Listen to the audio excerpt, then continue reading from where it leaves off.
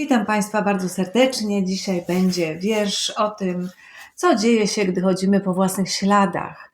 A wiersz pochodzi z tomu Niebieska Godzina i ten tomik należy do Julii Niedziejko, a wiersz nosi tytuł Jeśli możesz, idź dzisiaj ze mną. Posłuchajcie Państwo.